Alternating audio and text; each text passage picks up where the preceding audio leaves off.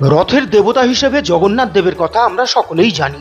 ওড়িশার পুরী থেকে শুরু করে এরাজ্যের মাহেশ, গুপ্তিপাড়া সহ ইদানিং ইস্কনের রথযাত্রা সর্বত্রই রথের দেবতা হিসেবে আরোহণ করেন জগন্নাথ, বলদেব এবং সুভদ্রা বিগ্রহ। তবে এরাজ্যেই এমন জায়গা রয়েছে যেখানে রথের প্রধান দেবতা হলেন শ্রীরামচন্দ্র, যিনি স্থানীয়ভাবে আবার পরিচিত রঘুনাথ নামে। নদিয়া জেলার শান্তিপুরে বেশ কয়েক জায়গায় দেখা যায় রথে প্রধান আকর্ষণ হিসেবে আরোহণ করছেন শ্রীরামচন্দ্রের রঘুনাথ মূর্তি। হাজার হাজার ভক্ত সেই রথ টেনে নিয়ে যাচ্ছেন পুনর্জন্ম না হওয়ার কামনায়। শ্রীরামচন্দ্রের রঘুনাথ মূর্তি উল্লেখ করলাম এই কারণে যে এই রঘুনাথ মূর্তি কিন্তু আমাদের পরিচিত শ্রীরামচন্দ্র নন।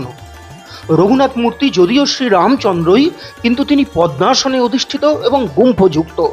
তার পরনে বাঙালি ধুতি, মাথায় কখনো পাগড়ি, কখনো আবার মুকুট। রথে আবার তিনি ফুলের সাজেও অধিষ্ঠান হন।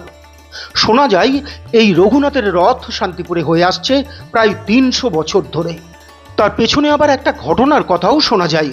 শান্তিপুরের বড় গোস্বামী বাড়িতে অনেক আগেই প্রকাণ্ড এক লোহার রথ ছিল, আর গোস্বামীদের মন্দিরে অন্যান্য দেবতার সঙ্গে নিত্য পূজিত হতেন জগন্নাথ দেব, বলদেব এবং সুভদ্রা বিগ্রহ। রথের প্রধান দেবতাও ছিলেন তাঁরাই। কিন্তু আনুমানিক ৩০০ বছরের কিছু আগে এই বাড়িতে বেশ বড়সড় মাপের এক শ্রীরামচন্দ্র বা রঘুনাথ মূর্তি আসেন। সেই মূর্তি নিয়েও কিছু জনশ্রুতি রয়েছে। শোনা যায় স্যার অতুলচন্দ্র চট্টোপাধ্যায়, যিনি 1896 খ্রিস্টাব্দে ICS পরীক্ষায় প্রথম স্থান অধিকার করেন এবং ব্রিটেনে ভারতের রাষ্ট্রদূত ছিলেন, লন্ডনের ইন্ডিয়া হাউসও যার পরিকল্পনাতেই তৈরি হয়, সেই স্যার অতুলচন্দ্রের পৈতৃক বাড়ি ছিল শান্তিপুরে। তার পূর্বপুরুষরা তাদের পূজিত রঘুনাথ মূর্তি নাকি শান্তিপুরের বড় গোস্বামী বাড়িতে দান করেন। যদিও তার সত্যতা সম্পর্কে অবশ্য কোনো তথ্য পাওয়া যায় না। সেই রঘুনাথ মূর্তি আসার পর বড় গোস্বামীরা চিন্তা করেন তাদের অত বড় রথে জগন্নাথ মূর্তি খুব ছোট্ট লাগে, দূর থেকে ভালো দেখা যায় না। সেই ভাবনা থেকেই বড় গোস্বামীরা তাদের রথে রঘুনাথ মূর্তিকে তোলেন।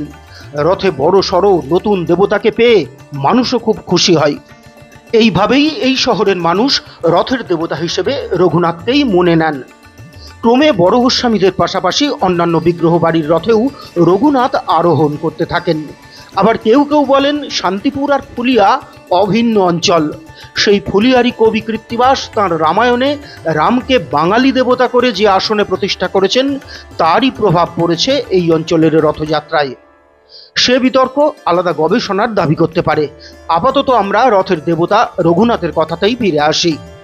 শান্তিপুরে রথের আরেকটি বিশেষত্ব হলো এখানে যত জায়গায় রথের মেলা অনুষ্ঠিত হয়, সব মেলাতেই প্রধান আকর্ষণ হিসেবে বিক্রি হয় রঘুনাথের ওই মূর্তির আদলে ছোট মাটির মূর্তি। ছোট থেকে শুরু করে বড়রা পর্যন্ত সেই মূর্তি কিনে নিয়ে যান বাড়িতে।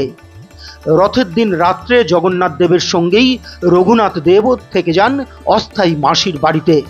সেখানে সপ্তাহভর বিশেষ ভোগ রাগের পর আষাঢ়ে নবমীর দিন বিশেষ কীর্তন, গান, পুজো পাঠ শেষে মাসির বাড়িতে রঘুনাথ ও জগন্নাথ দেবের বিশেষ ভোগ হয়। প্রচুর ভক্ত সে ভোগের প্রসাদও গ্রহণ করেন। এরপর উল্টো রথের দিন রথ টান ও মেলা শেষে সন্ধ্যায় আবার দেবতাদের ঘরে ফেরার পালা।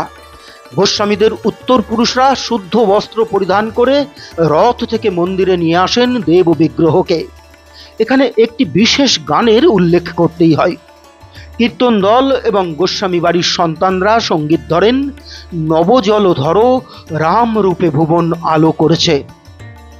কয়েকশো বছর ধরে শ্রী রামচন্দ্রকে নিয়ে চলা এমন সুন্দর অনুষ্ঠান দেখতে রথযাত্রার দিন না পারলেও উল্টো রথের দিন চলে আসুন শান্তিপুর বড় গোস্বামী পাড়ায়। শিয়ালদহ থেকে যে কোনো শান্তিপুর লোকাল ধরে শান্তিপুর স্টেশনে নেমে টোটোয় করে সোজা 8 মিনিটের পথ বড় গোস্বামী বাড়ি চলে আসবেন। আবার সড়ক পথেও কলকাতা থেকে সহজেই শান্তিপুরে আসা যায়।